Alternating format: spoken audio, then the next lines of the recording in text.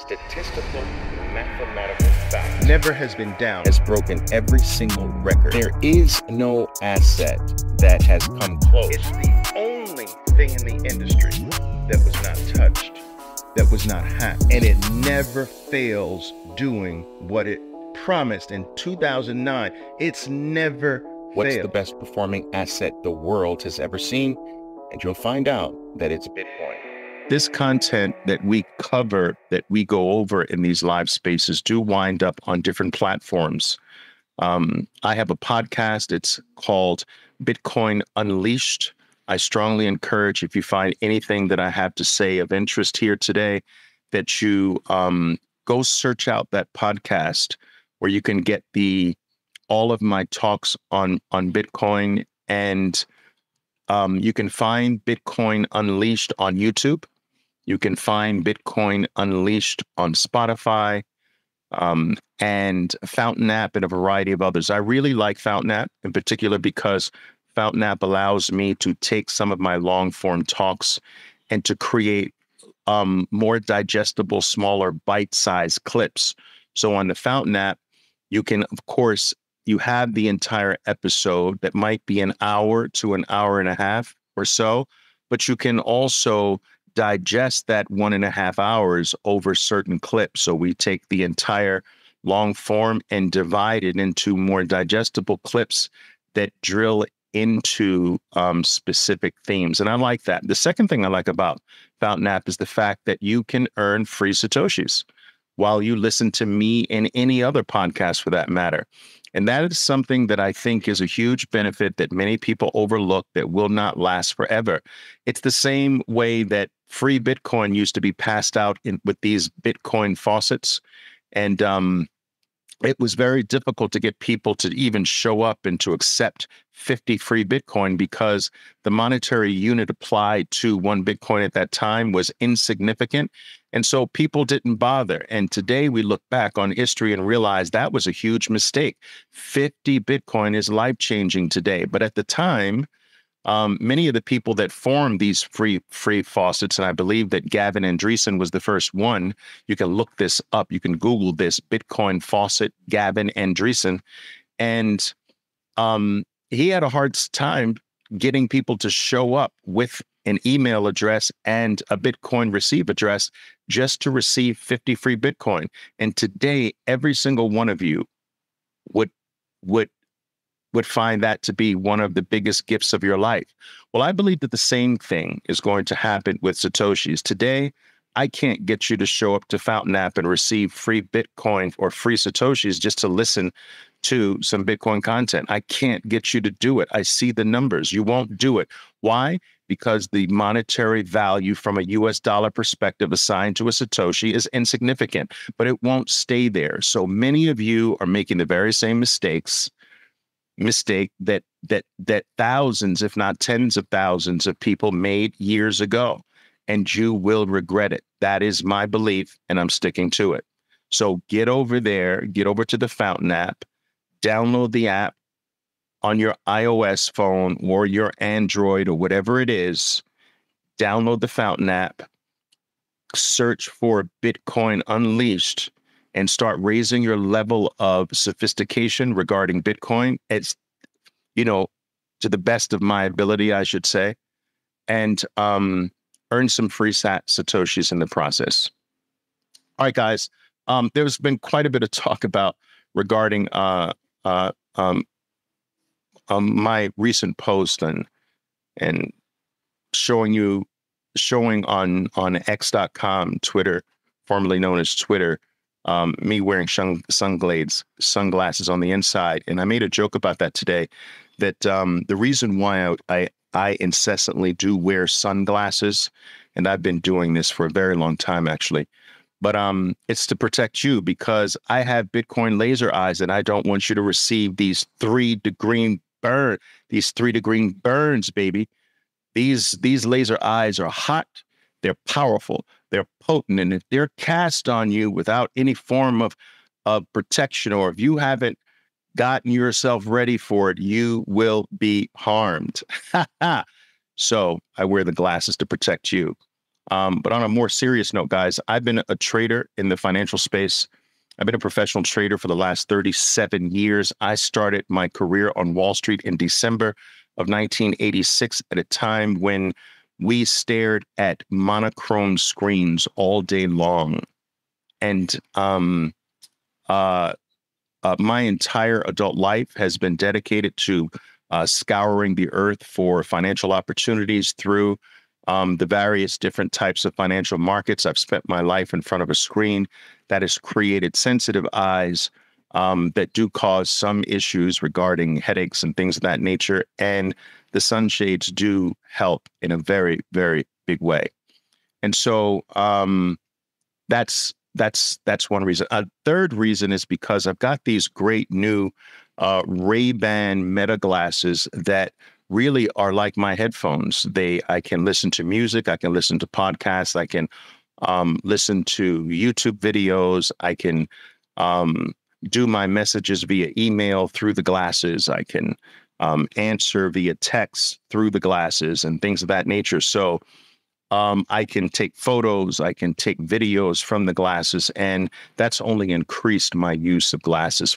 So for any of you who had anything to say about my glasses, those are some reasons to chew on if that's what floats your boat. I was quite surprised to see such an interest regarding that. All right, guys, I've got something really, really fascinating to talk to you about. And it's something that I think a great many people are missing, including you. And because you are with me, because we are taking this journey together, I want you to know, I want us to share some of these ideas and these concepts, I just want to share my vision with you. I want you to understand that I, by no stretch of the imagination, do consider myself a Bitcoin expert, but I have spent well over 10,000 hours going down the Bitcoin rabbit hole. I continue to do so. And the more I go down the Bitcoin rabbit hole, the more inadequate I believe and feel that my overall knowledge of Bitcoin and what it has come to deliver for humanity is, how shallow it is. But so I've decided to step on this journey and to continue going down the rabbit hole, I decided to continue to raise my level of knowledge, information, sophistication regarding Bitcoin along with you. And I am likely to be wrong on a variety of things going forward, although throughout my career, I have to be honest with you, I am not known for being wrong very often. But one of the things I wanted to share with you is something that I believe that a lot of people are missing. And what exactly is that? I believe that for a period of time, the spot Bitcoin ETFs are out to steal Bitcoin's thunder. That is right. And in addition to that, I think they know it. And this is what I want to delve into today.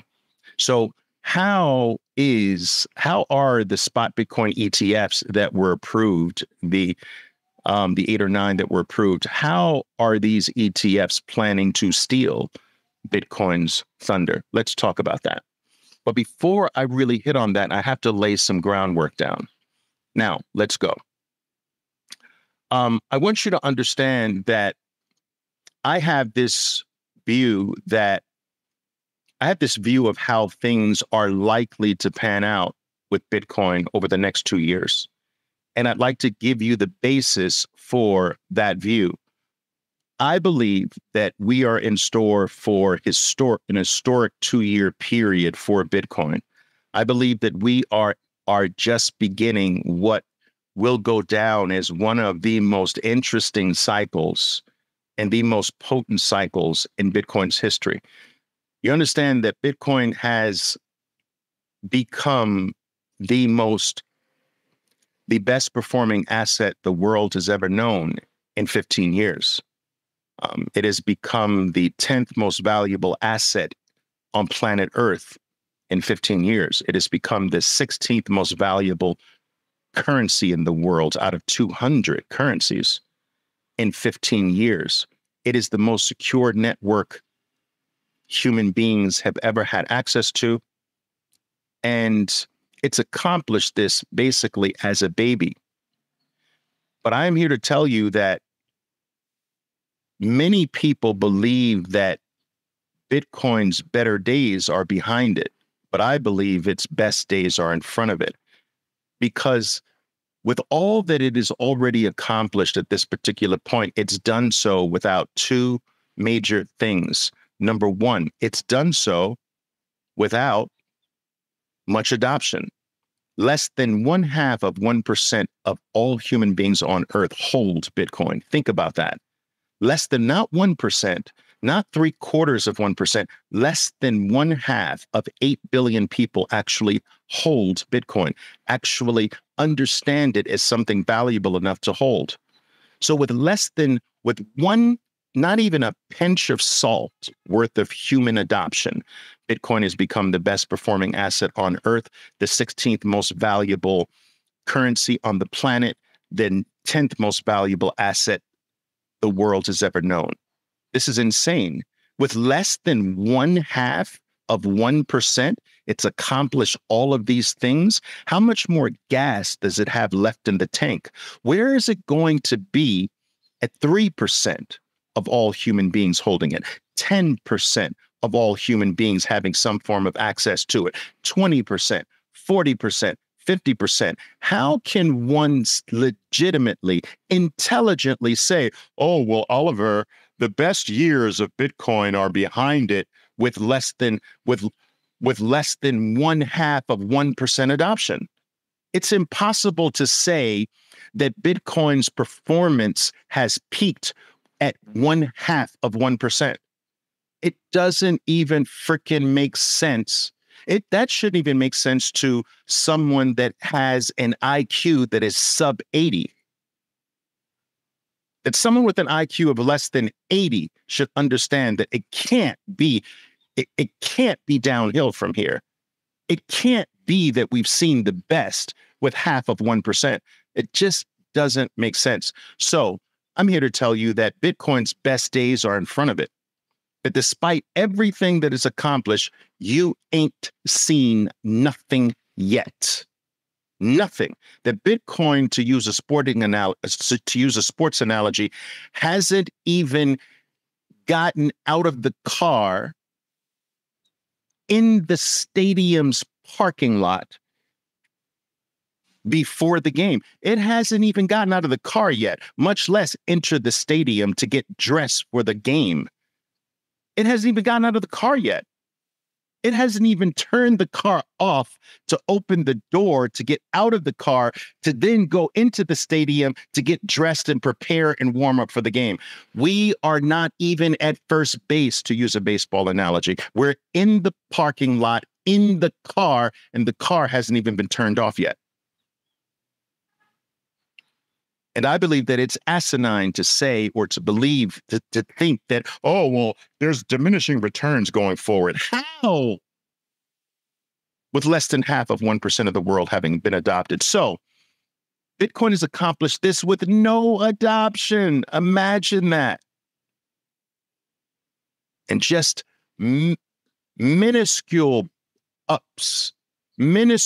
bumps to the upside in global adoption, which you know is going to happen, is going to send this thing into the frickin' stratosphere. Do you understand? From a US dollar perspective. And so 0.5% adoption is not going the other way, people. It's not going to 0.25% of 1%. It's going up from here. There's only up from here. Adoption doesn't go the other way. It's a one-way directional thing. That's what adoption is, straight up. So Bitcoin has accomplished all of these things. It has outpaced every asset known to man. It has outpaced everything in existence with 0.5% adoption. So it has done this without much adoption whatsoever. It has also done this without demand, which sort of goes hand in hand with adoption, doesn't it? There has never been real demand for Bitcoin. And I can't believe that I get pushback by some Bitcoiners on this. Oliver, what do you mean there's never been demand for Bitcoin? How could Bitcoin go up? It's gone up without demand. If you think Bitcoin has experienced demand, you are living your life on Bitcoin Twitter, and that's a problem. Now, I've actually been living a good portion of my life for this period of time on Bitcoin Twitter, but I have a specific plan and an end date, which I've shared with you. I'm not doing this forever. But I will tell you this, Bitcoin has never had demand. How can 0.5% be considered demand? Really? Seriously, Mr. Einstein? That's what you call demand? 0.5% of the entire world is what you call demand. Bitcoin has never freaking had demand. It has only had the supply side to work with. Every 4 years, Bitcoin goes through every 4 years, which on average, which is really every 210,000 Bitcoin blocks, there is a halving that takes place. Its issuance gets cut in half. Some people refer to the issuance as its discovery rate gets cut in half. Some people refer to it as its inflation rate gets cut in half. Many of you who've been following me for any period of time, you understand that I do not like that term inflation. Bitcoin doesn't have inflation. It has issuance. It has discovery. If I start off with 21 shoes in a shoe store, and I sell 19 of them, I did not inflate the supply of 21 shoes. I issued or sold 19 of the existing shoes. Inflation is something you apply to something that has an unknown supply number. When you know the supply number, it has an issuance rate of that supply number, not an inflation rate. I'm tired of hearing that.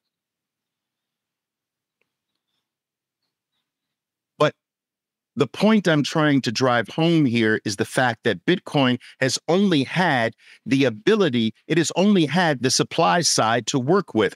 Every 210,000 blocks, roughly 2 years based on 10-minute blocks, roughly every 4 years, based on 10-minute blocks, the issuance rate gets cut in half. Today, right now, on average, every 10 minutes, Bitcoin 6.25 new Bitcoin is discovered or issued. Sometime in April, that issuance rate gets cut to 3.125 Bitcoin every 10 minutes on average. So we go from roughly 900 Bitcoin per day to roughly 450 Bitcoin per day. And so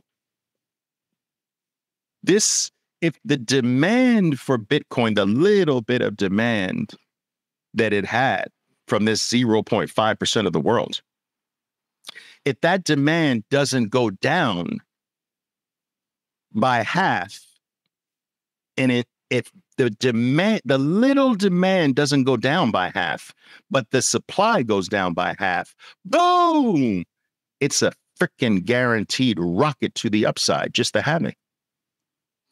If the demand, the little bit of demand that Bitcoin had from this 0.5% of this half of 1% of the world's population, if this little demand inched up a little bit, it's a double freaking rocket. And if the little bit of demand goes to not being so little, it's so crazy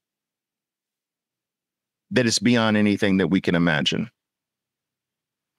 So Bitcoin has accomplished all that it has. It has broken every single record, every single metric we have ever applied to anything without demand. But get this, 2024, here comes the demand. OMG. You've got some of the biggest holders of wealth on planet Earth, biting, scratching, fighting, gobbling up thousands of Bitcoin every single day. and it's not going to stop for the foreseeable future. Here comes demand, which Bitcoin never had. Now you add a continual halving of the supply, which already created the best performing asset in the history of human mankind. You add the demand side to that, and it's freaking stupefying. Do you understand this?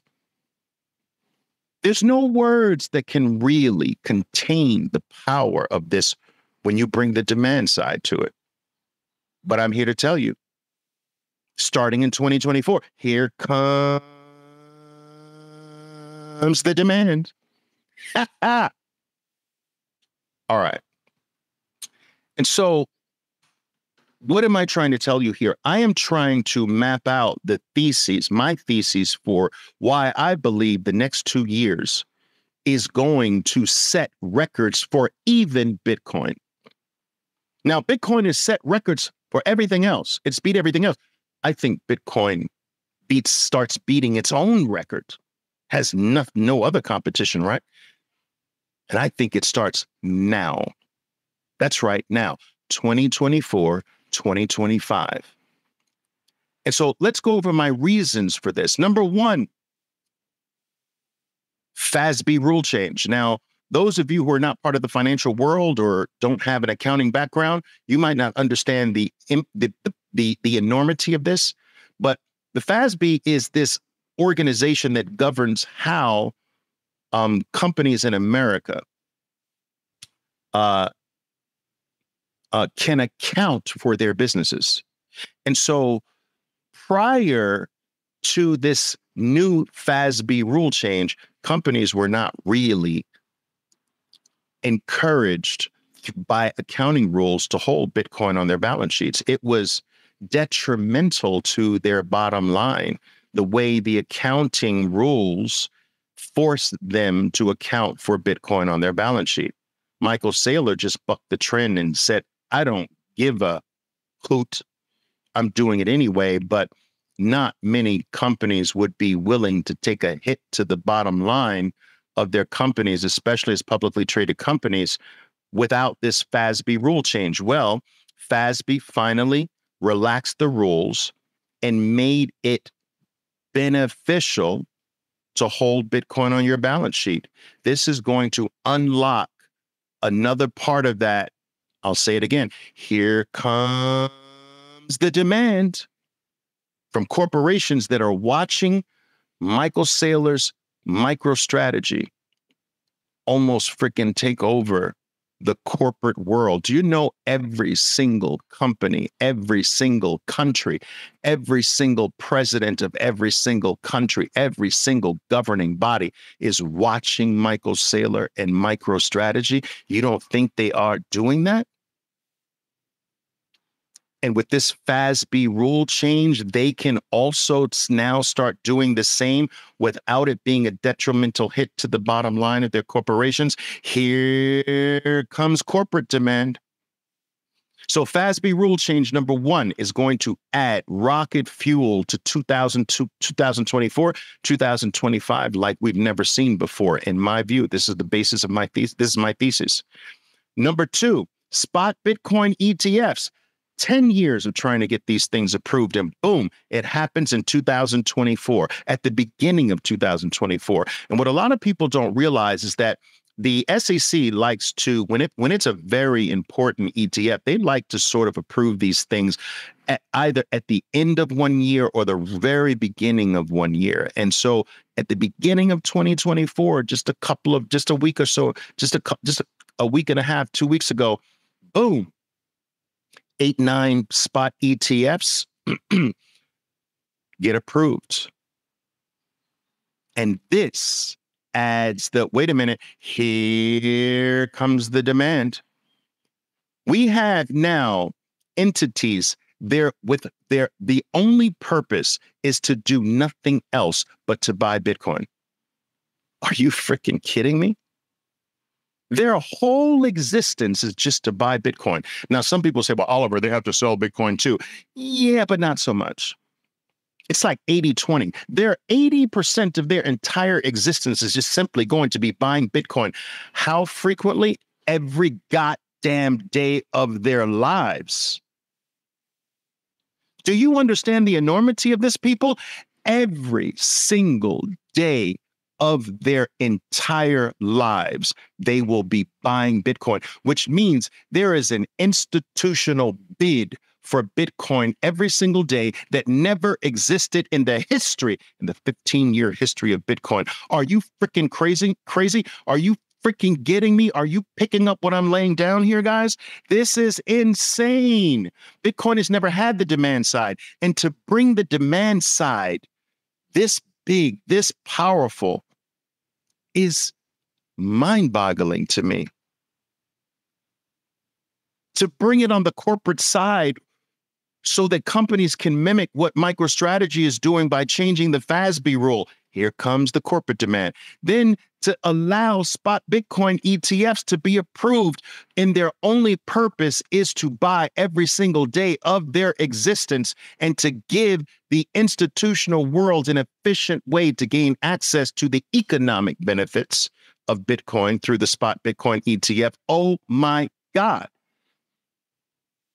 Here comes the institutional demand, which it never had. FASB rule change, corporate demand.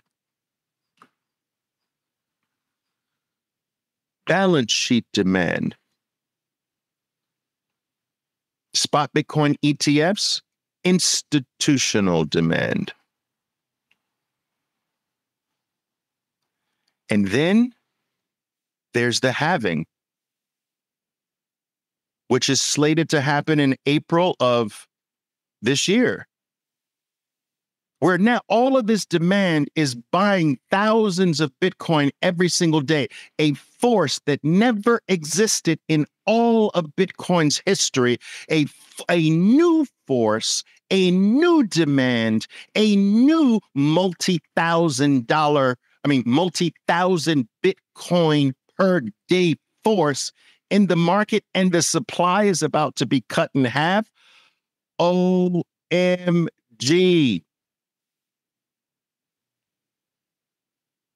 And you think that Bitcoin's best days are behind it? Where did you go to school? How could you think that? How low does the IQ scale go? I've never been down there. I don't see how you can think this. It's crazy. Now, it should be no surprise to anyone listening to me here today that 2022 saw an unprecedented period of quantitative tightening by the Federal Reserve of the United States. That interest rates were hiked faster than they had ever been hiked in history. Tightening had occurred at an unprecedented rate. So much so that many people thought that that was extraordinarily dangerous and would break the fragile traditional monetary system. But we're done with that.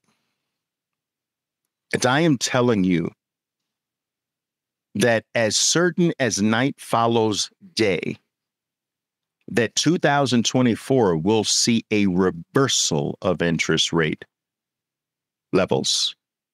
That the Federal Reserve is going to pivot in 2024. Maybe it doesn't happen in March. Maybe it happens in May, June, whatever, but they're pivoting.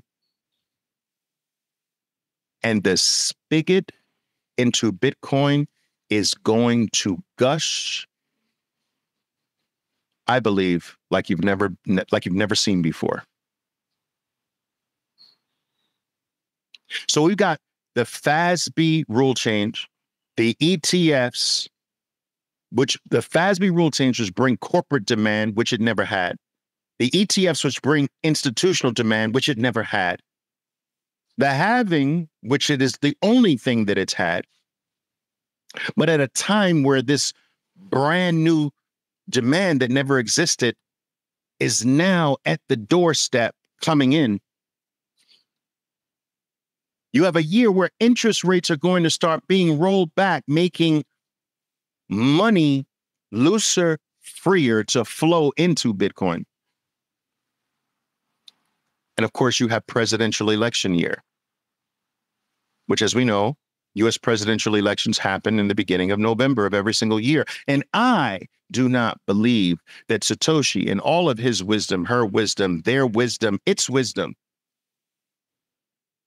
whatever Satoshi Nakamoto was or is, I don't think that was a mistake to time the halvings with the US presidential years to make sure that it happens months before the US presidential election. I think that Satoshi Nakamoto was so precise, so accurate, so calculating in his design around the discovery of digital scarcity that nothing was by chance, that nothing was a mistake. We know what happens during presidential election years. Things start getting moved around, shuffled around to create a rosier picture to get the incumbent reelected again. This is only going to make the flow into Bitcoin more accommodative. All the stars and all the planets have aligned here, people. And if you think half of 1% demand is going the other way, I'm sorry, I have to say it. You are dumb. I have to say it. I'm sorry. You're dumb if you think that. You think with all these things lined up, it's going the other way? You are dumb. My dad used to say, Oliver, never underestimate the power of dumb. Dad, I now fully understand what you were trying to tell me. That's dumb. And so I believe that this decade sets all-time records for not beating every other asset. Bitcoin's already done that. Second place is so far behind, it's not even in the race. Do you understand? So Bitcoin doesn't have anything to prove regarding another asset. There is no other asset. Bitcoin can now only compete with itself, with its past, and I think it freaking blows its past away this decade. And so if I were you, just in case I'm right, I'd get myself some. What does all of this mean? This leads me to my next point. I believe, this is my belief, it is not financial advice. I can't give you financial advice. But what I can do is share with you with what my framework is. And I'm here to tell you that Bitcoin's going to all-time new highs. This year, not next year, not next decade, this year, 2024, we will see all-time new highs. That's my view, and I'm sticking to it. You can record this. You can take a note. You can save it to come back at me. In fact, I freaking encourage you to do so. We will see all-time new highs in Bitcoin this year. You're not going to have to wait for this. This year, it's a freaking stone's throw away. In fact, I wouldn't be our all-time high is around 69,000 and change. I wouldn't be surprised to see us take out $100,000 per Bitcoin with ease this year. With ease. Hold me to it. I dare you to. Hold me to it. I can take it. Well, Oliver, what's going to happen if you're wrong? Let's not even think. I'm not going to be wrong. That's how confident I believe I am. I believe myself to be.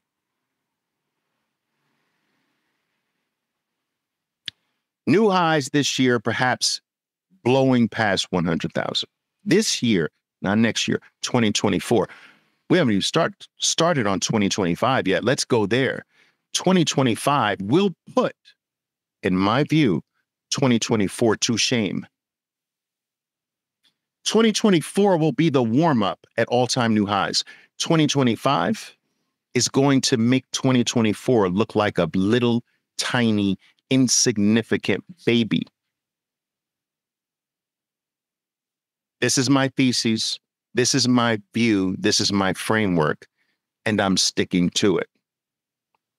The prices from a US dollar perspective that you see with Bitcoin today are so insignificant that many of you are erroneously trapped in the weeds. You're monitoring every little wiggle and jiggle. There is no difference between 50,000, 20,000, 30,000, 40,000. This is the same as considering, oh, well, wait a minute, it's 43 cents. Maybe I should wait for it to go down to 41 cents. Are you? That's just being mentally challenged, in my opinion. And I'm not going to make fun of the mentally afflicted. Not right now. I'm not above it. I will, but not today.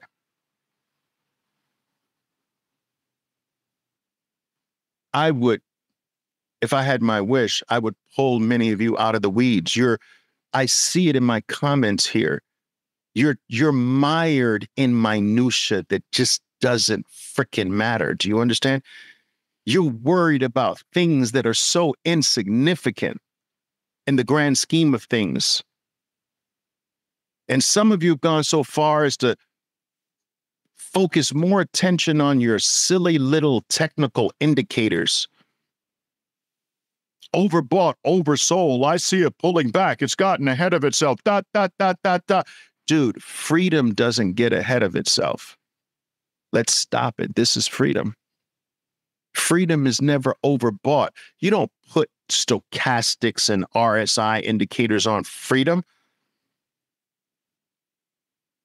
This is not like any other asset out there you're trying to technically trade. You're getting this wrong. Let me just say this. People, this is your only shot. And you're fortunate enough to have it. I'm here to tell you, I'm sorry if this disappoints you, but you don't have any other shots. There is nothing else available on planet Earth that is going to give you a shot. You have nothing else. There is only one choice. You don't have another shot at changing your bloodline, changing your family's future forever. Do you understand? You don't have anything else that's going to do that. This is your only shot. And some of you are fucking it up. The only shot you will ever have at generational wealth, the only shot of changing your family's trajectory forever, you have it, not people born in your family 10 years from now. They will look back and call you an idiot because they will know my uncle had the opportunity. My grandfather had the opportunity. My father had the opportunity. He was too dumb to see this. They're going to judge you. We are unique. And we are extraordinarily fortunate amongst the human race because we are living at a time where you can buy this for shitty US dollars, for shitty euro, for shitty Japanese yen, renminbi. Are you freaking kidding me? There's going to be a point in the future where nobody with Bitcoin is going to accept that bullshit. Like, I'm going to give you the most valuable thing in the world for what? A piece of paper with a number painted on it? Get out of here with that nonsense. That's the world we're moving to. And some of you are messing this opportunity up, mired in the weeds, worried about every little tiny thing. But Oliver, what happens if the aliens arrive and cut off the internet and take all of our Bitcoin?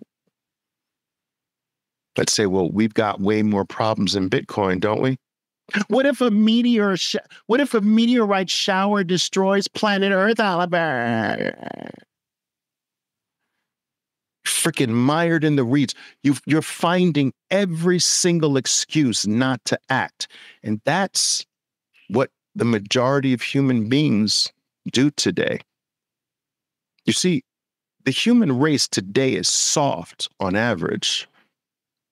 They're not always soft, but we're in the soft phase of the human being cycle right now. Human beings go through cycles just like Bitcoin has its own cycle. Everything has cycles in life.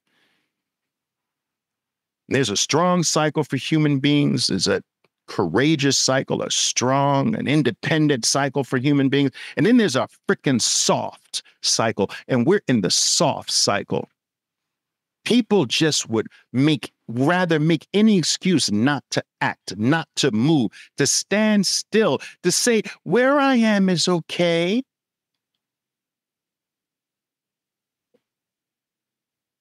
You're messing this up.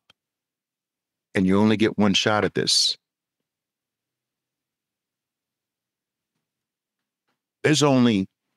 We're the only ones right now with a shot at this. And all the human beings that are going to be born after us forever will never have the opportunity we have today. Never, never in a million years.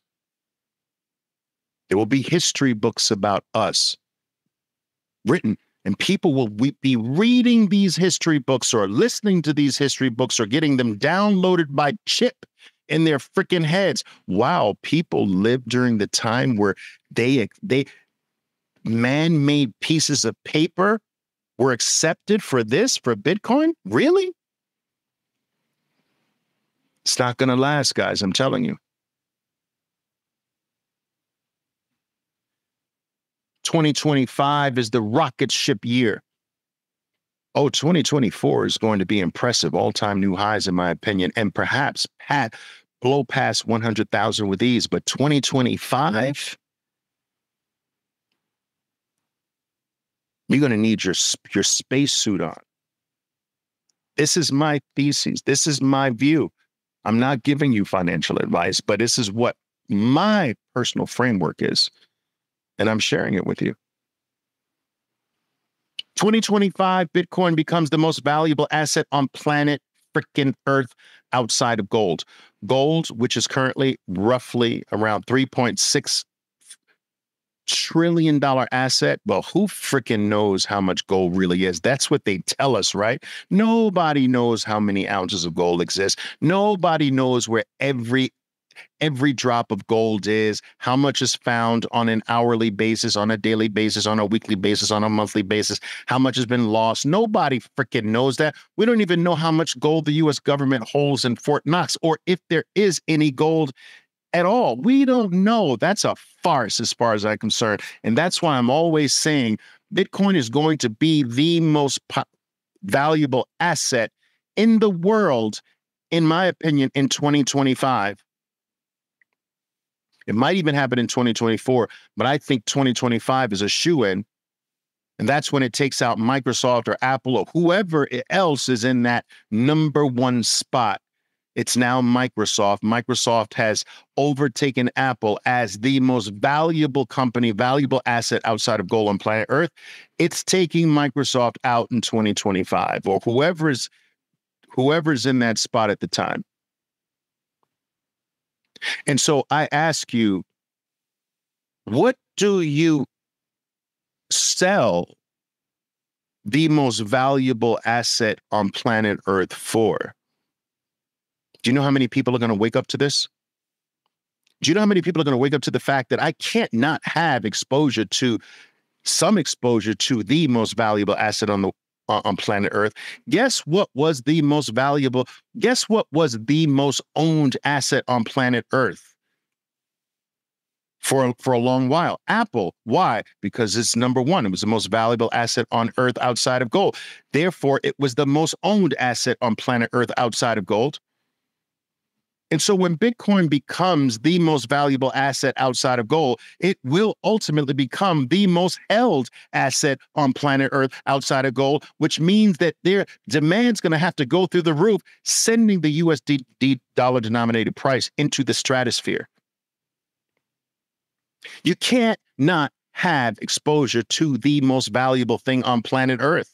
No fund manager can, no mutual fund can have zero exposure to Apple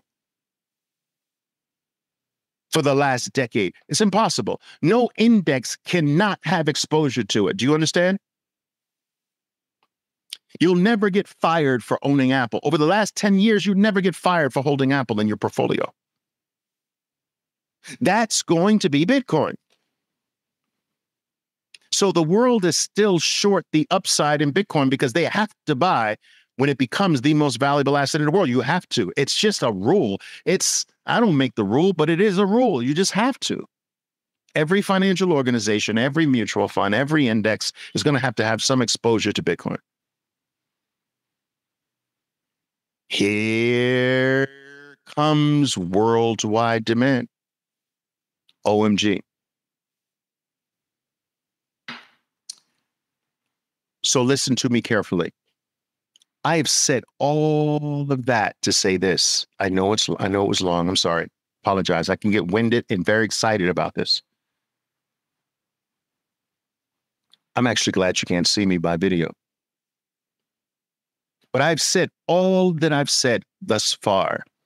How long have I been talking?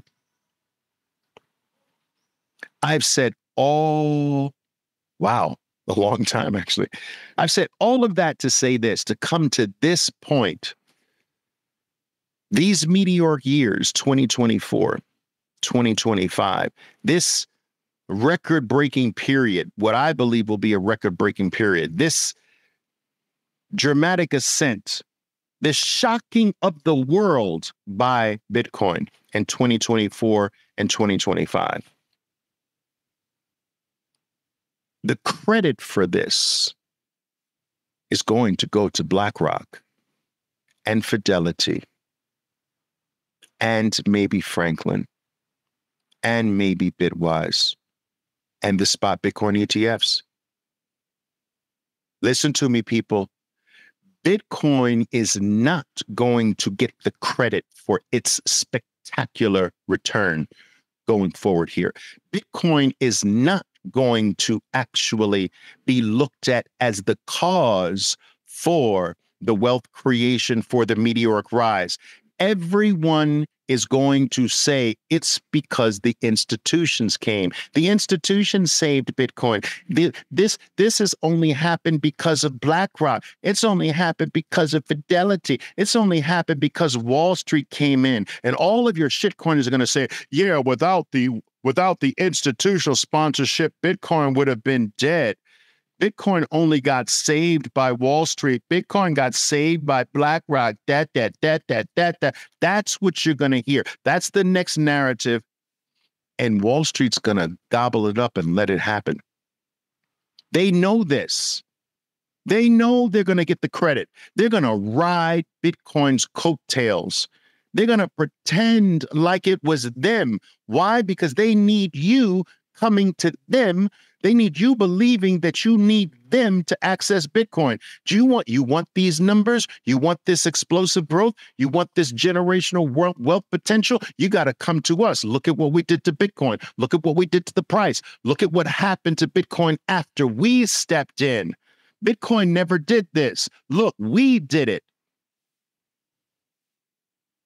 And they almost have to do this, people. Do you know why? It's a survival thing. Oh, yeah, that's right. They need this.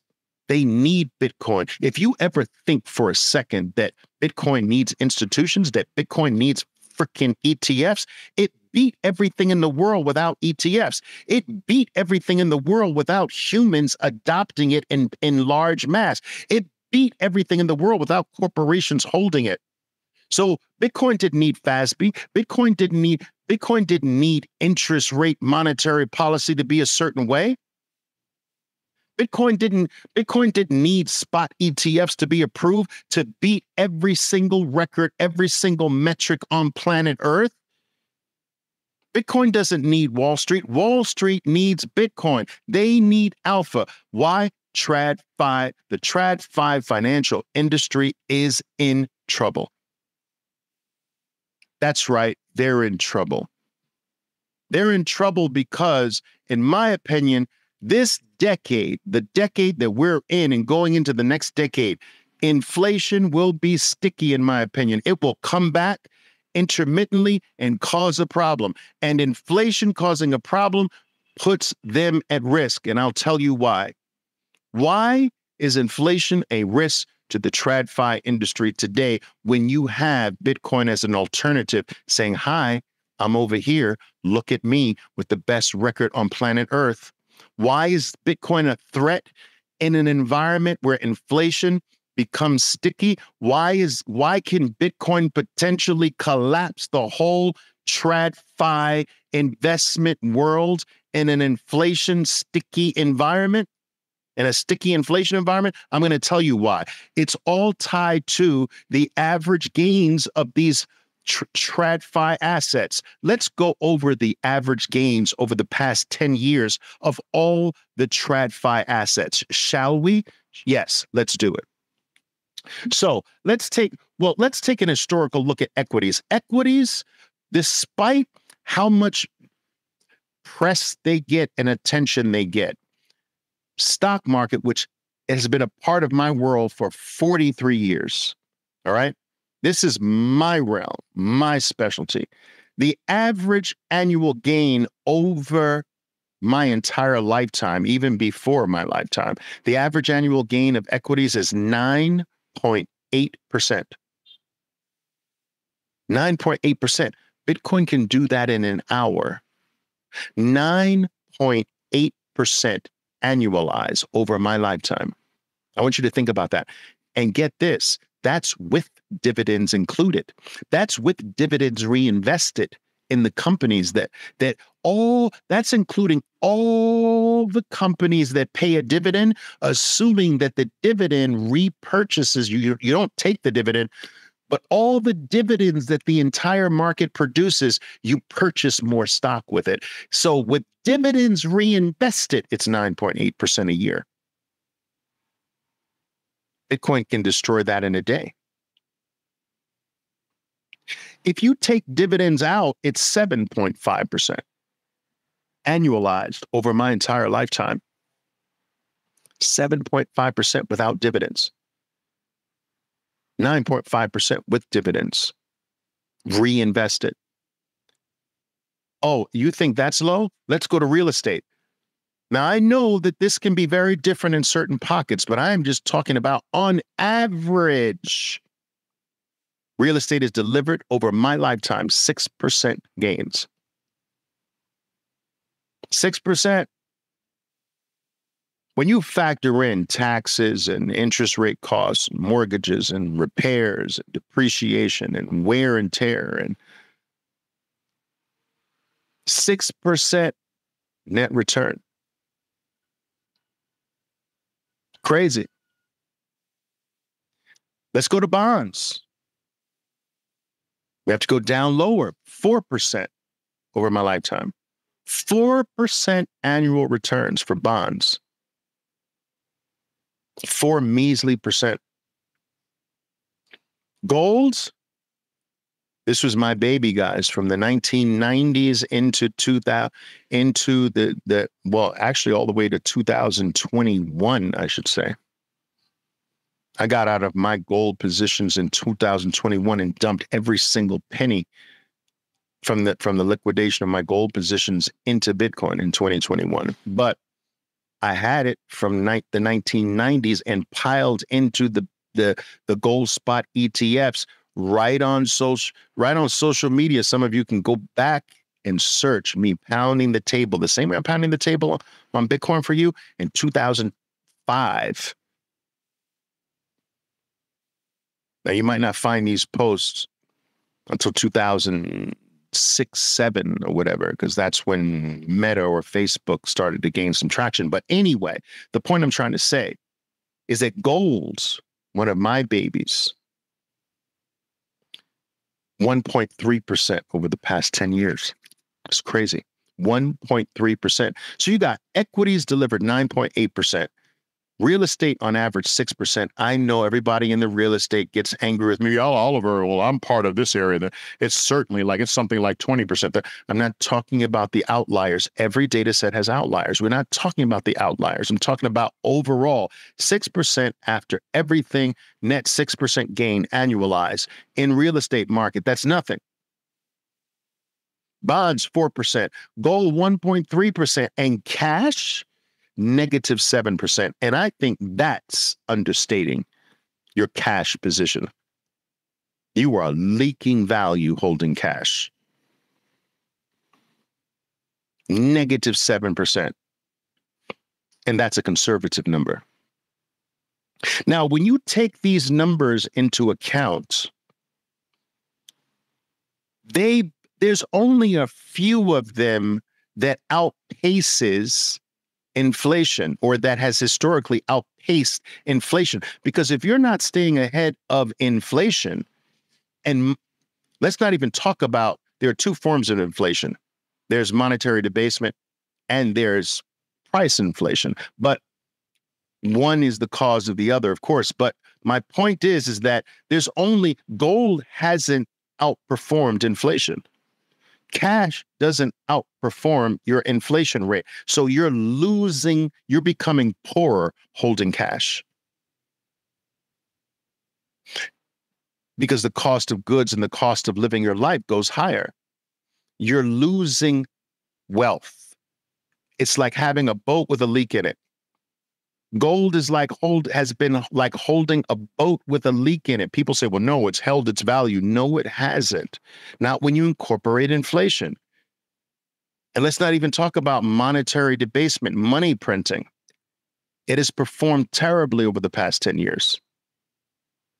In that regard, bonds have not held up with inflation.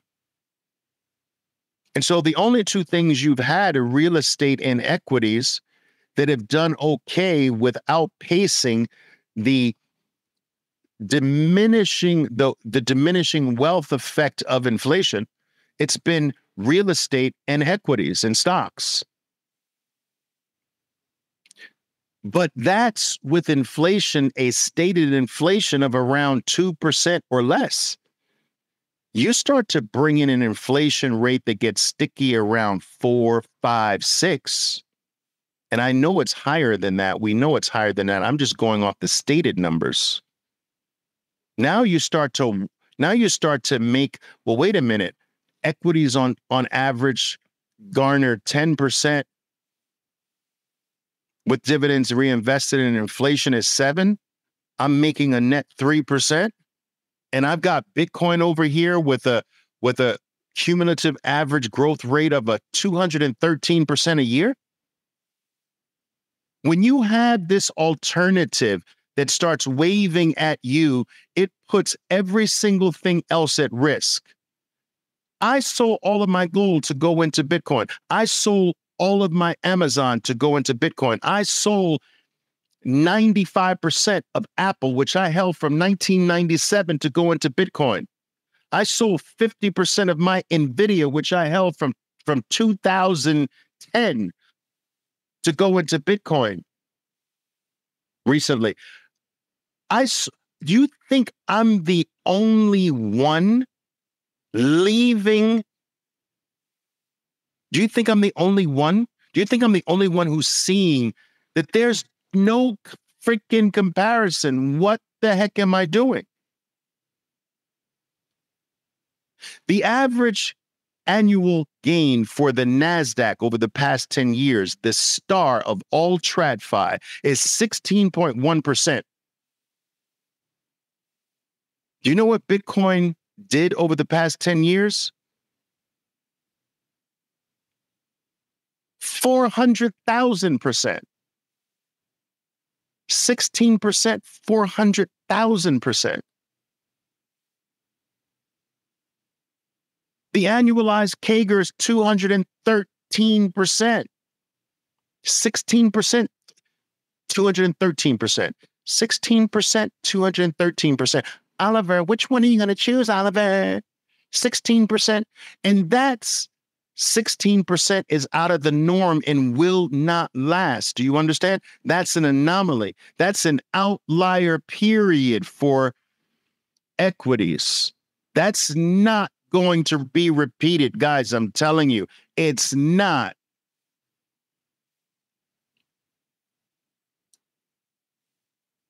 You're going to revert right back to the mean, 9, 10%.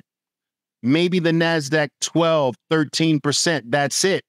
And Bitcoin is about to go into the stratosphere and break the records it already broke. It's going to break its own records. Why? Because here comes the demand. Remember that? Which it never had. It killed everything in TradFi without demand. Now the demand's coming. You ain't seen nothing yet.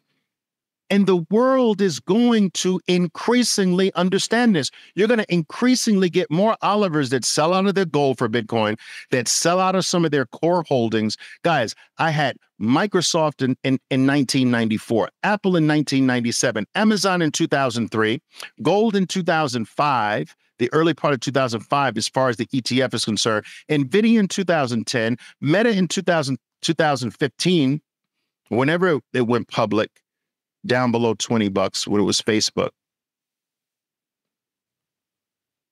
I have weaned out of all of those core positions.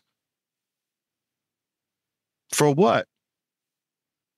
I'm not the only one. I'm not the first. I am certainly not going to be the last. There will be more micro sailors of the world. There will be only an increasing number of micro strategies in the world. There will be an increasing number of Oliver Velez's in the world. And you can see it in their movements. They have an outright literal war amongst themselves. These institutions, the holders of 80% of the globe's wealth is fighting. They're in an outright dirty war with each other for first and second place in this space. Bitcoin, a year ago, which one of you would have imagined a $1 trillion Wall Street wealth manager putting laser eyes on their profile picture? You? Yeah, right. Me? No, never. If you told me that was going to happen last year, I wouldn't have believed you.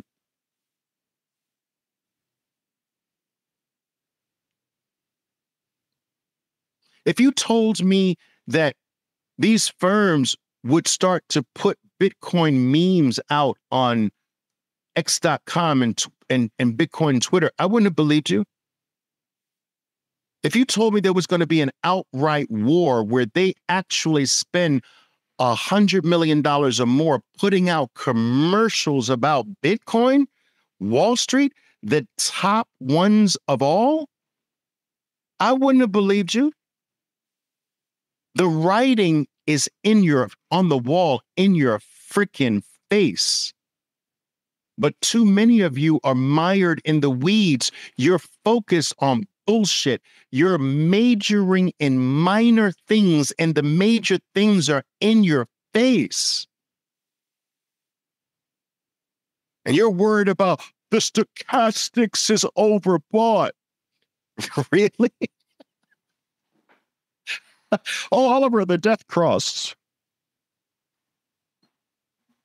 You're following these bozos calling for 12,000 Bitcoin. Guys, come on.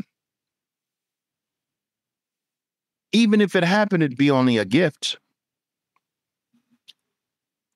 I want you to understand that every single day There are 8 companies that hold the vast majority of the entire world's wealth in the TradFi system. 8 of them with one mission: to raise the amount of Bitcoin they have, and you're selling. Wow. Oh my God. Like, I don't know if there's a level of dumb. I don't know of a level of dumb that low. And they're doing it in your face. Their specific purpose is to raise the number of Bitcoin they have every single day for the foreseeable future, and you're selling. Holy shit. It's only so low I can go on the intelligence totem pole, guys. The oxygen runs out from me down there.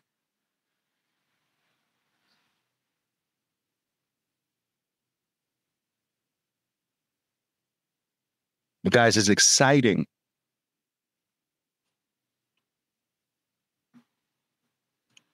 As this is, I am telling you,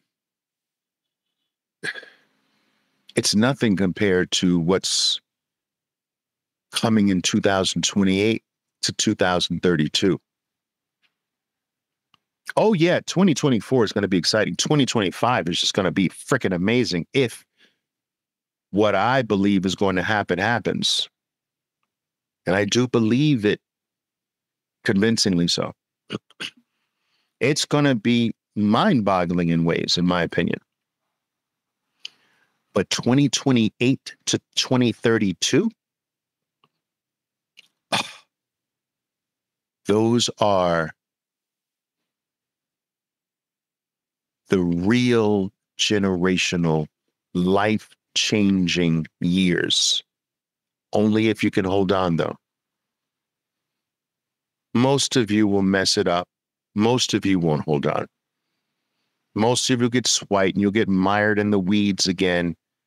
You'll be listening to these bozos that say it's over, climactic top, and all of this stuff.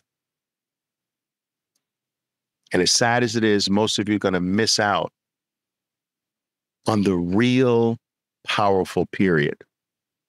That's 2028 to 2032.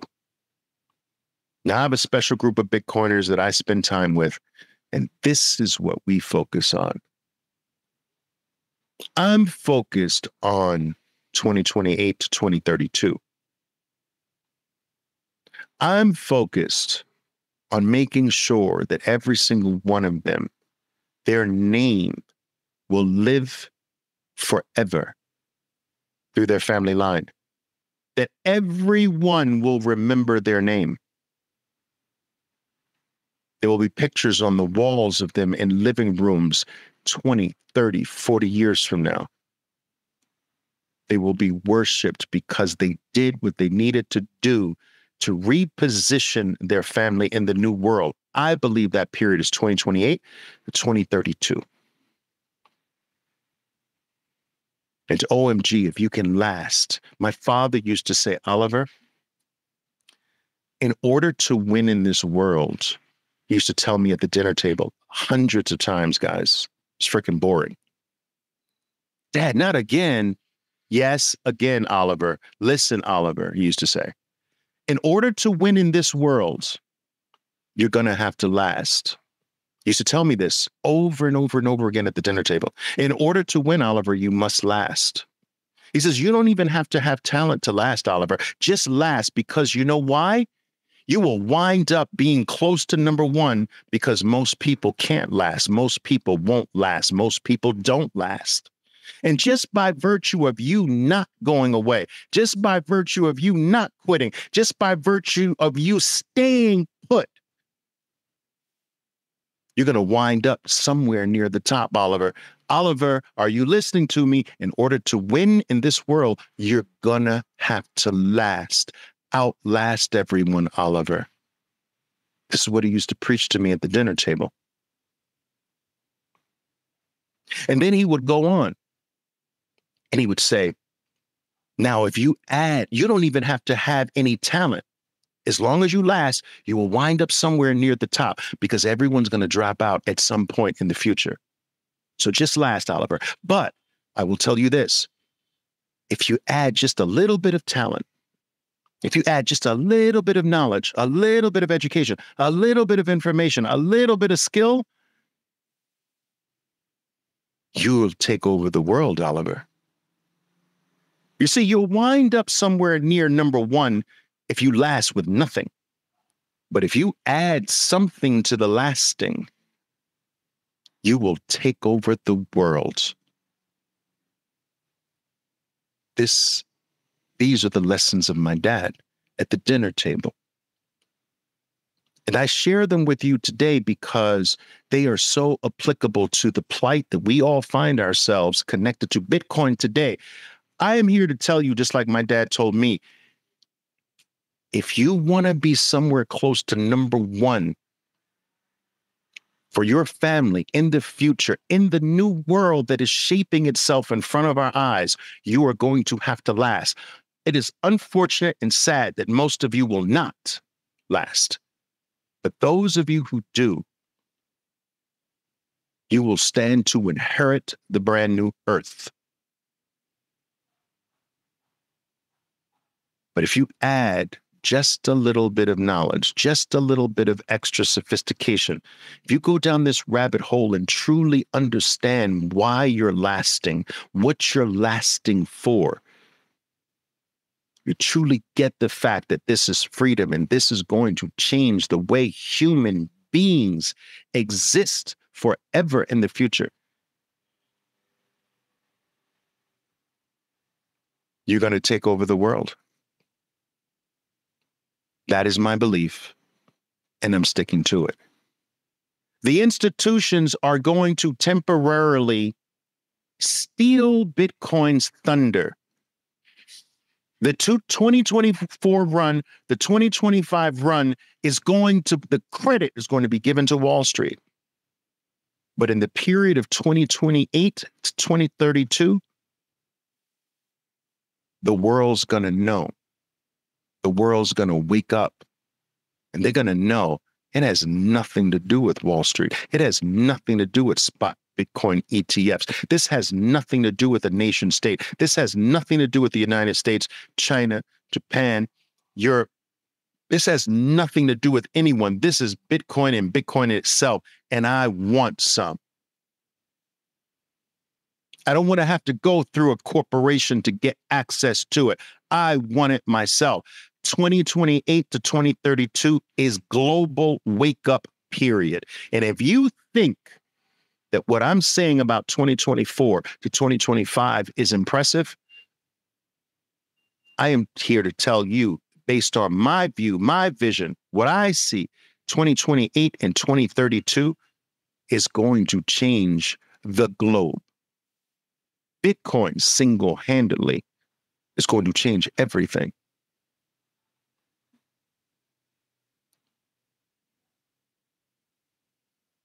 But you've got to last. And so my question here for you today is, do you have what it takes to last?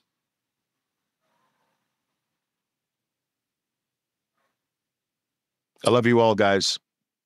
Thank you very much for showing up. I apologize for not being able to take any of your questions.